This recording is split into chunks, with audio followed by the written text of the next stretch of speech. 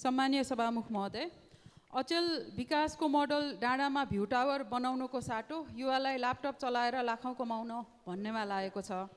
यो सपना 10-15 वर्ष अगाडि देखाउनु पर्ने थियो। सम्मानीय सभामुख महोदय, हाम्रा छिमेकी देशहरूले 20 वर्ष अगाडि यही मोडलमा काम गरेर विश्व बजारमा आफ्नो वर्चस्वता कायम गरिसक्यो। तर भर्खर यो जुन रिसर्च डाक्टर अमृता शर्माले गर्नुभयो र यसको साइज चाहिँ नि $500 मिलियन छ भनेर हामी दङ्ग परिरहेका छौँ।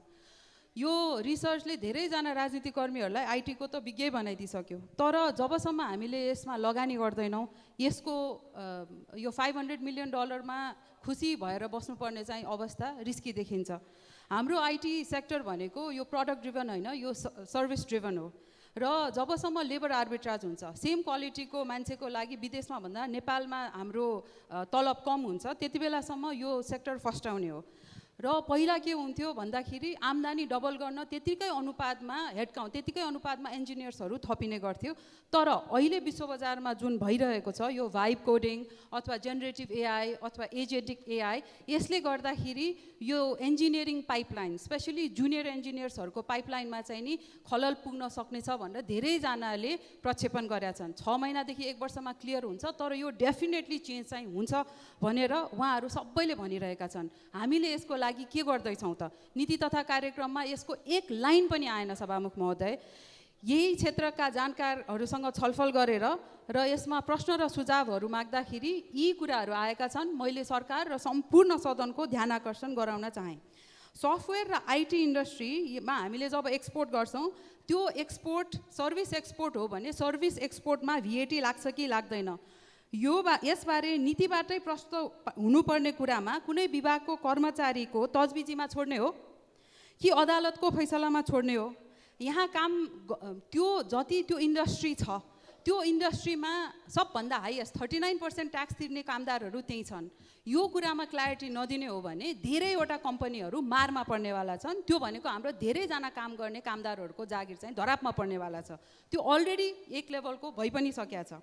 दोस्रो, टेक सेक्टरलाई हामीले प्राथमिकतामा राख्दै गर्दाखेरि हामीले कस्तो नीति बनाउँछौँ? हामीले आफ्नो देशको मात्र हेरेर नीति बनाउँछौँ कि हाम्रो कम्पनीहरूले त त्यो बङ्गलादेशको कम्पनी, इन्डियाको कम्पनी, युक्रेनको कम्पनीसँग कम्पिट गरेर प्रोजेक्टहरूको लागि बिड गर्नुपर्छ? त्यो रिजनली कम्पिटेटिभ चाहिँ नि नीति आउनु पर्यो आइटी सेक्टरको लागि, त्यो मिसिङ छ।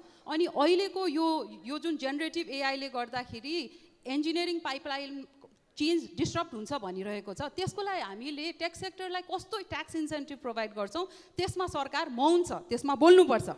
र यो $500 मिलियन मा यो आधाभन्दा बढी चाहिँ नि फ्रिलान्सर्स, गिग इकोनोमीमा काम गर्ने र कन्टेन्ट क्रिएटरहरूले जेनेरेट गर्ने हो।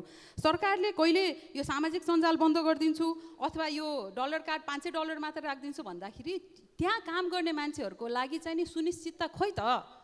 उहाँहरूले मोनिटाइज गर्नको लागि सरकारले के कस्तो प्रावधान यहीँ राखेको छ, त्यसमा सरकारको स्पष्ट धारणा आउनै पर्छ।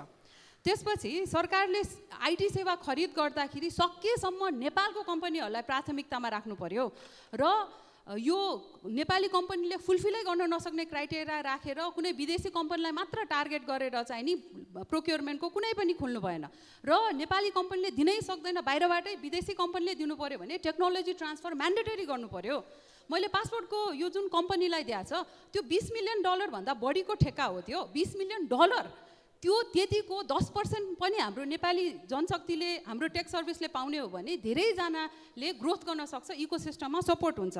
यो टेक्नोलोजी ट्रान्सफरको यो बुदा चाहिँ नि हरेक टेक प्रोक्योरमेन्टमा हरेक तहको सरकारले प्रोक्योर गर्दाखेरि यो म्यान्डेटरी गर्नै पर्छ। यो गर्यो भने बल्ल बेस्ट प्र्याक्टिसहरू नेपाल भित्रिन्छ। 5औं बुदा है त, यहाँ खुलेका धेरै कम्पनीहरू चाहिँ नि यो डायस्पोरा, प्रवासबाट नेपाल यहाँबाट विदेश गएर पढेर लेखेर त्यहाँ बसेर फेरि आएर खोलेका मान्छेहरूले सुरुवातमा यहाँ कम्पनीहरू खोलेर नेपालको प्रचार प्रसार गर्न उहाँहरू 1 नम्बरमा लाइनमा पहिलो हुनुहुन्छ।